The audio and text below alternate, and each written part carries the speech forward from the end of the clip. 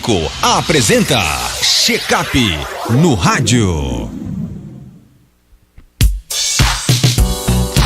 Olha, eu particularmente sofro bastante com essa mudança de clima. Tem quente, seco, minha garganta amanhece quase todos os dias altamente irritada. No decorrer do dia se vai melhorando. Agora, eu não sabia que os animais também sofriam impacto com essa, com tanta oscilação, né? Quente, seco, frio. Esse é o assunto de hoje aqui do nosso quadro Check-up no rádio. Os cuidados com o seu cão e gato nesse período quente e seco. Dr. Robson Góes, seja bem-vindo aqui ao nosso Panorama 95, bom dia. Bom dia, Marcos, bom dia, ouvintes, prazer estar aqui mais uma vez, Marcos. E aí, o animal também sofre com esse clima quente e seco, noites frias em Caicó, os dias pegando fogo? Com certeza. Veja só, o animal, ele nada mais é do que um ser vivo como nós, seres humanos. Se nós, seres humanos, passamos por esses problemas de calor, né, de frio, também o animal, ele também passa por essas problemas, né, por essas intempéries que existem do tempo e que também vão influenciar no seu dia a dia e na sua saúde, Marcos. Vejam bem, eu vou começar aqui falando um pouco sobre a questão dos gatos, né? O gato, o principal problema que apresenta os gatos nesse período e também o cão são problemas oculares, né? Porque existe, com esse clima seco, existe um ressecamento do globo ocular e ele precisa com muita lágrima para estar lubrificando esse olho, e quando existe uma diminuição da produção de lágrima do olho, esse olho começa a ficar ressecado e pode haver inclusive um aparecimento de úlcera de córnea. Então seria um problema que você vai enfrentar em gato, como também em cão, que são os problemas oculares. O outro problema que pode aparecer também em gato e em cão são os problemas respiratórios. Com esse ressecamento que existe das vias aéreas, né? Como você bem falou, sua garganta fica seca, Marcos, o nariz fica irritado. Também acontece isso com os cães e com os gatos, necessitando muitas vezes de você umidificar o ambiente, aí colocando bacias em determinados locais, panos molhados, um umidificador de ar, que vai fazer com que eles também tenham essa diminuição, né, da irritabilidade das vias aéreas, né, da parte respiratória dele, e diminua assim a possibilidade de rinite, a possibilidade de até uma pneumonia em estado já mais avançado. Isso aí também acontece nos cães e nos gatos. Agora, principalmente nos gatos, Marcos, com esse clima seco e quente que nós estamos passando, o gato ele apresenta consideravelmente índices de infecções urinárias. E o gato, ele por si só, ele não tem o hábito de estar bebendo tanta água.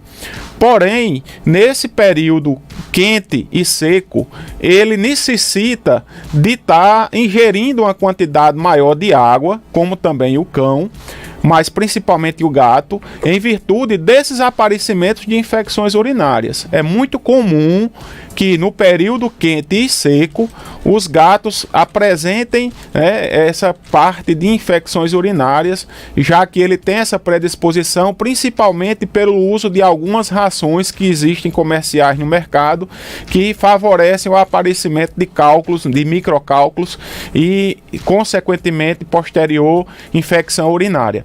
Então você tem de estimular o seu gato a beber mais água. Então isso aí é importantíssimo. Então tenha várias vasilhas em determinados locais da casa, para que quando ele se desloque, ele já passe por uma vasilha de água dessa e beba. Lembrando, Marcos, que o gato ele não gosta de beber água que tenha pelo menos alguma sujidade, um pelo, alguma coisa. Então tem de sempre estar trocando, lavando a vasilha e renovando essa água para diminuir a possibilidade dessas infecções urinárias. O cão também? O cão também. O cão ele precisa, o cão ele perde muito, o cão ele elimina calor pela respiração. tá? Então por isso que ele fica sempre de boca aberta. E com o calor, ele aumenta os movimentos respiratórios, que é justamente para eliminar mais ainda o calor que ele está sentindo ali no corpo. Se você levar em consideração, Marcos, que muitas vezes tem cães que têm uma cobertura de pelo muito grande, que são cães peludos, eles passam por um desconforto muito grande justamente nesse período de clima quente. Então, outra dica é que você faça a tosa, né, do seu cão, se ele for muito peludo, para que ele não tenha tanto esse desconforto térmico desse calor que está existindo aqui na nossa cidade. Observa-se que, nesse período, os cães ficam bem cansados, né, aumentam os movimentos respiratórios, que é justamente tentando regular a temperatura do seu corpo, eliminando esse calor através da respiração. Agora, alguns animais, por exemplo, têm capacidade de se adaptar facilmente a essa questão do próprio ambiente. O cachorro, o cão e o gato também têm essa facilidade ou não? Tem, eles têm essa facilidade de se adequar. O grande problema é que nós temos climas extremos, né? Caicó, durante o dia, faz muito calor e durante a noite faz frio.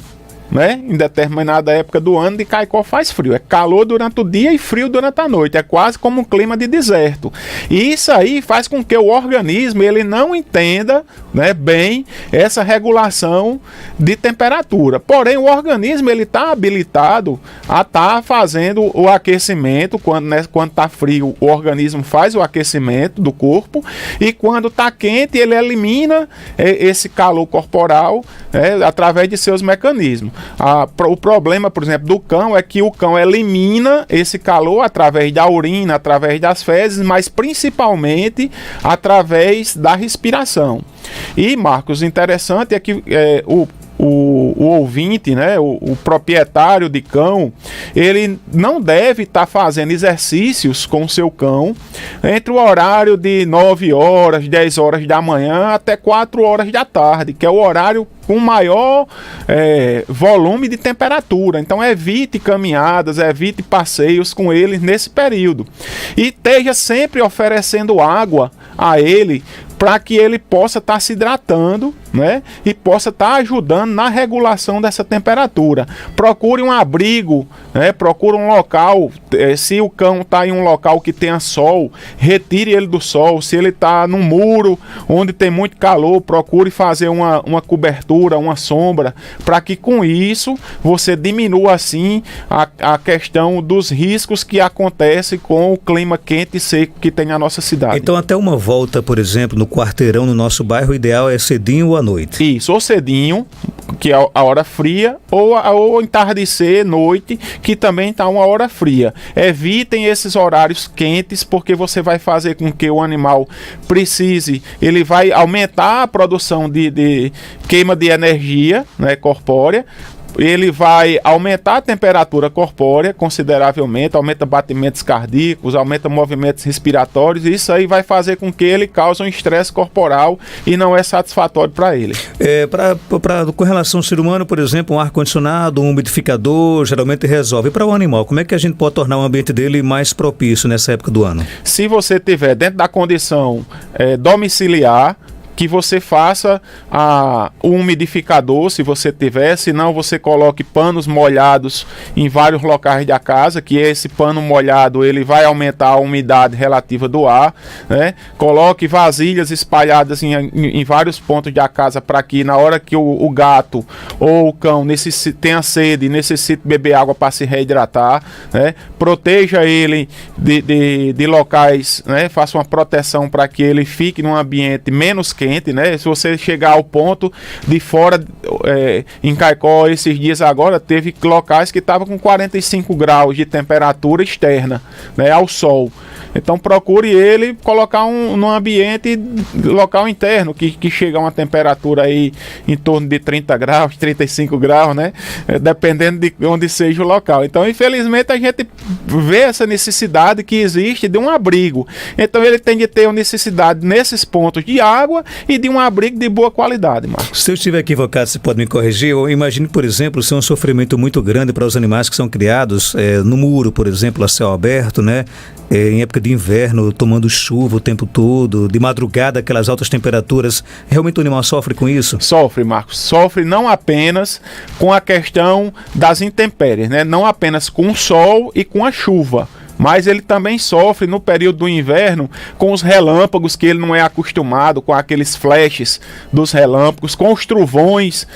Tem cão que, dependendo do trovão, ele fica tão estressado que ele fica batendo na porta de casa, fica tentando pular o muro, fogem, né? Então isso aí causa um estresse muito grande para o animal. Então não apenas o estresse, que também aquela chuva ao relento dele, levando aquela chuva, ficando todo molhado, isso aí causa também problemas como pneumonia, como problemas de pele, né? Mas que o animal ele tenha de ter, se você se propõe a criar um cão ou um gato, que você dê condições de vida para que ele tenha uma qualidade de vida satisfatória, já que o que nós não queremos para nós, também não devemos querer para os animais. A nossa ouvinte de Nalva pergunta: essa semana tive medo quando vi minha poodle muito cansada, mas deve ser o calor.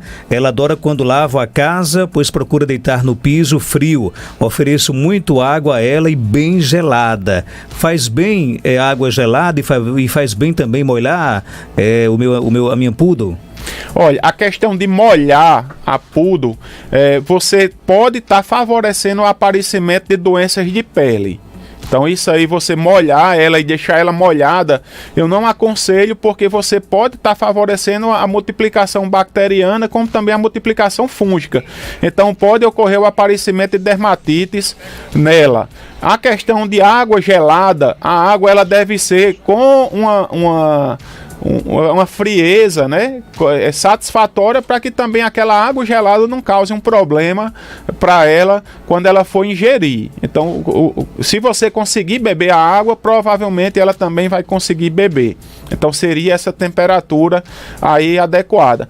E o ideal é que umidifique o ambiente. Se ela procurou se deitar num local onde limpou a casa e ficou úmido, ficou frio, é porque ela está sentindo calor.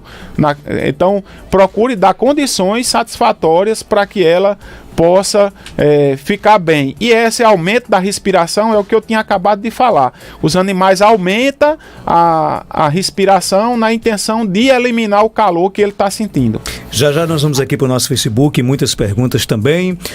Aqui no nosso WhatsApp, vamos ouvir. Bom dia, Silvio. Silvio, eu queria perguntar uma pergunta a esse veterinário. A minha cachorra, ela começa a coçar os olhos e fica ferido. E o corpo dela começa a coçar. Só que eu molho o canto assim para se deitar, ela não sai para o trabalho, eu molho de manhãzinha para ficar frio para ela se deitar. Aí ela começa a coçar o corpo e fica caindo pelo. Ele pode me dar uma solução? E aí, que solução? Olha, isso pode estar acontecendo desde uma dermatite alérgica até uma dermatite bacteriana ou fúngica. Então o ideal é que a senhora procure o auxílio de um médico veterinário para que ele possa fazer a diferenciação, né, fazer o diagnóstico diferencial de qual realmente é essa doença que está acontecendo e prescrever a medicação mais adequada. Mas a possibilidade aí, pelo esse grau de irritabilidade, é que seja uma dermatite, né, que de alguma origem ou alérgica, ou fúngica ou bacteriana. Como ela cita que molha bastante o ambiente para ela se deitar, isso aí vai favorecer o aparecimento de fungos e bactérias na pele e possa ser uma infecção aí bacteriana ou fúngica consociada. Nossa ouvinte Vanete Medeiros: doutor Robson, tem uma gata e no momento estou percebendo ela mais magra, só que ela se alimenta bem. Será normal esse emagrecimento?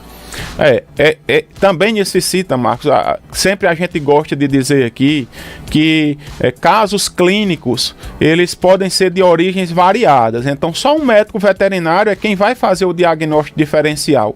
O emagrecimento de animal que se alimenta bem, ele não é normal, ele é anormal, esse emagrecimento. Isso é porque se ele tá se alimentando com uma ração que alimenta e nutre ele, porque se alimentar é uma coisa e nutrir é outra, totalmente diferente. Mas como essas rações são balanceadas, e se ela está se alimentando e se nutrindo satisfatoriamente, significa dizer que ela tem algum problema, né, alguma patologia que está fazendo com que ela perca esse peso.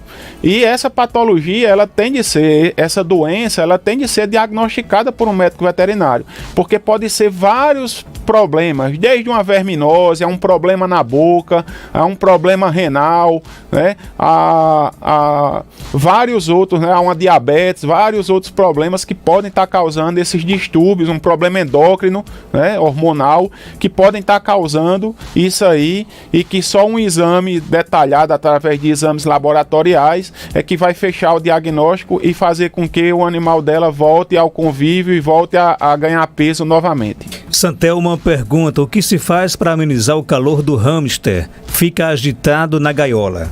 Santel, aí é complicado a questão de você para o hamster, mas a dica que eu daria era você pegar um pano úmido e colocar em cima da gaiola dele, né? De preferência um paninho úmido que não esteja molhado, para não ficar pingando na gaiola, né? Que não esteja muito molhado, com muita água, mas que tenha aí, dê uma condição satisfatória para ele, porque colocar ventilador vai tirar o hamster tem muita uma palhinha de madeira, né? Então vai voar essa coisa de madeira todinha dele, e ele não gosta de muito vento, então ele vai ficar lá acomodado. Então a ideia é que bote um pano úmido, né, com água fria sobre a gaiola, que vai dar um conforto térmico satisfatório a ele.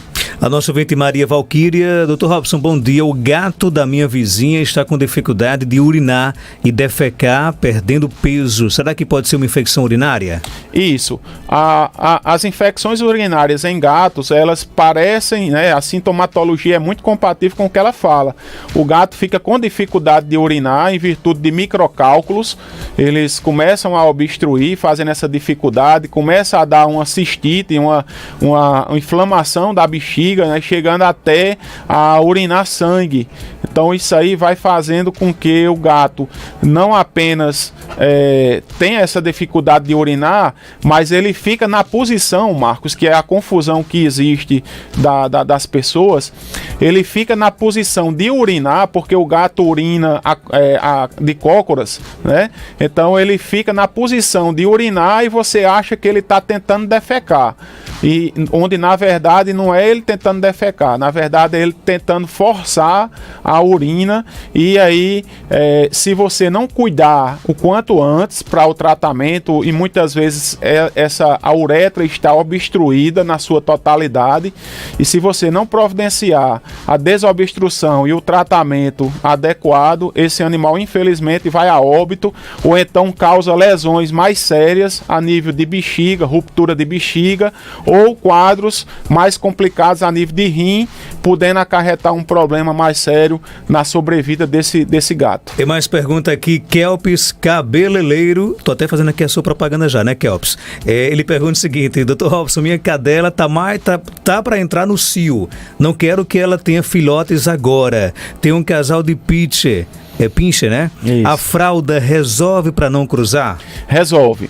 Agora você tem de ter o cuidado de manter ela sempre com a fralda, e ter o cuidado também de que não corra o risco dela retirar a fralda ou dele retirar a fralda dela. São muito astutos, então você tem de ter esse cuidado, senão você vai ter aí uma gravidez indesejada. Mas a fralda resolve sim a questão de o macho não conseguir cruzar com a fêmea que está lá no cio. Priscila Fernandes, Dr. Robson, é normal, o meu gato está muito preguiçoso, igual uma amiga nossa aqui da Rádio Rural, castrados, ele faz uns meses e ele não quer brincar, também está engordando, preciso me preocupar? Joelma, isso não foi indireta para você não, viu, Joelma?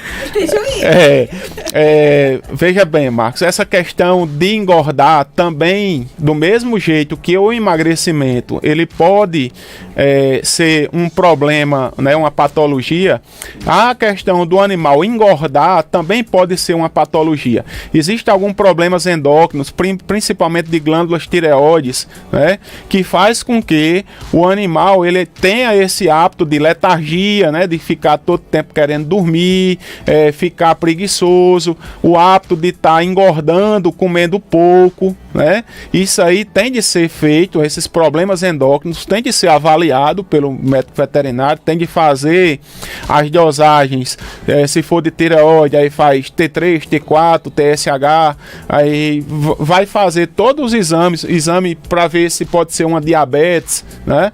E aí quando fizer os exames necessários, vai fazer com que o tratamento aí, se for de glândula adrenal, tem de ser feitos os exames necessários para poder, mas a preocupação dela tem de ser válida, né? E procure um médico veterinário para fazer, que não é normal ele tá comendo pouco, ganhando peso e essa letargia de ficar sempre dormindo. O nosso amigo David pergunta, Dr. Robson, o meu cão dormia todo dia no meu quarto. Depois que eu coloquei um ar-condicionado, ele não fica mais no quarto. Isso é normal? Olha, é porque deve estar incomodando a ele.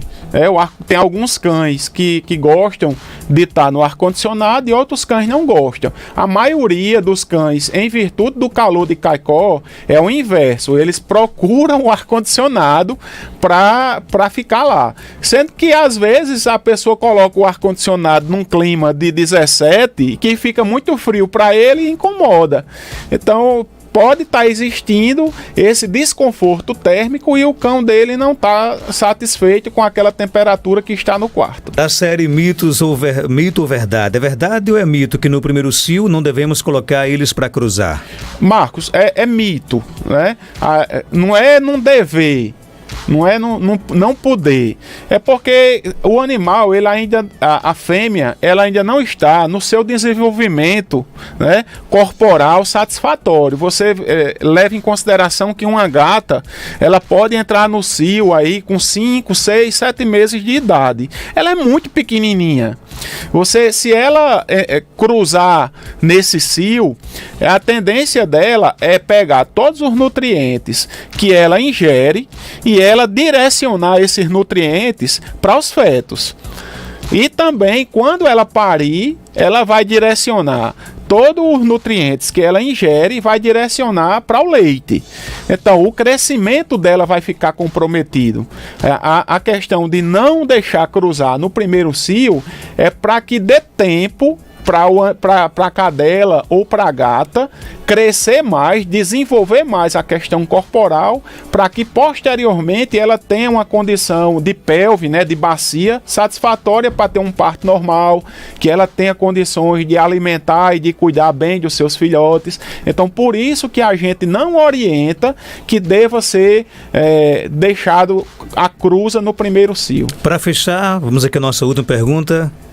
Dr. Robson, bom dia. Bom dia, Marcos Dantas. Eu gostaria de saber porque assim, minha cachorra é uma Rottweiler, ela está criando muito carrapato agora. Ela está usando a coleira contra o carrapato e o mosquito do calazar. Só que antes ela usava uma outra coleira só para o carrapato, ela passava 6 meses. Essa coleira que a gente comprou agora não faz nem 4 meses que ela está usando e ela está ficando preta de carrapato, Dr. Robson. Isso é normal?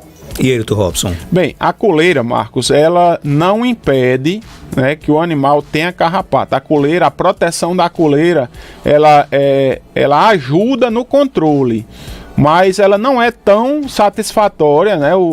A eficácia dela, a eficiência e a eficácia dela não é tão boa quanto outros produtos que existem no mercado.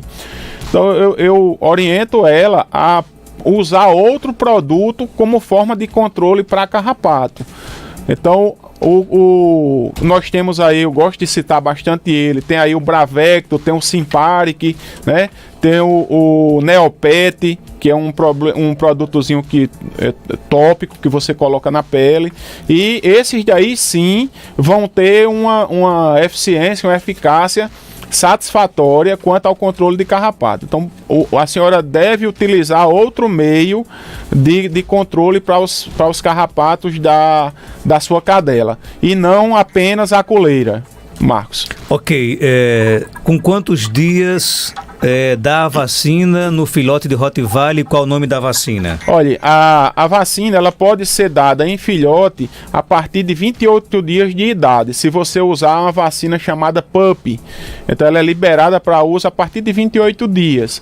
E em filhotes aí que já passaram desse período, a partir dos 45 dias de idade, você já pode dar a vacina. A que nós utilizamos na clínica é a Nobivac, que é uma vacina com tecnologia importada, e sempre você procure usar vacinas éticas, vacinas que os médicos veterinários administram, para que você diminua assim o risco de um efeito que não tenha havido o efeito da vacina de proteção do seu animal. E Marcos, é importantíssimo manter o cartão de vacina atualizado. manter o cartão de vacina atualizado com as principais vacinas de doenças de circulação aqui na nossa cidade e região. Se eu esqueci, eu não me lembro, por exemplo, qual a vacina que eu dei ao meu cão, numa consulta com o veterinário, isso pode ser resolvido? Pode sim, Marcos. Inclusive, é uma preocupação que você sempre mantenha a carteira de vacina atualizada do seu cão. Caicó circula muita doença, né? Aí sinomose,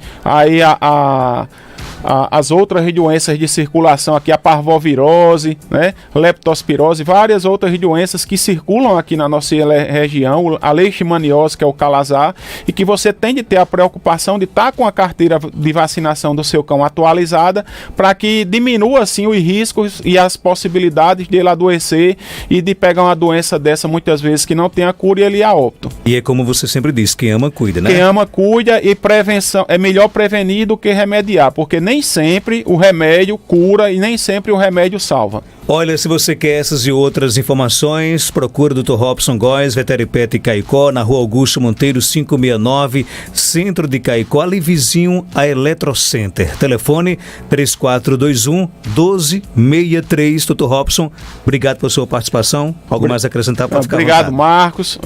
Um bom final de semana a todos. E aí, se aproximando a eleição agora do segundo turno, que todos votem com a sua consciência e votem bem. Um abraço a todos. Fiquem todos com Deus, né? A gente volta na próxima sexta-feira com mais um quadro Check-up no rádio, né? E a gente continua aqui com o nosso Panorama 95, trazendo agora a participação de Joelma de Souza, ela que vai trazer pra gente informações aqui no nosso Panorama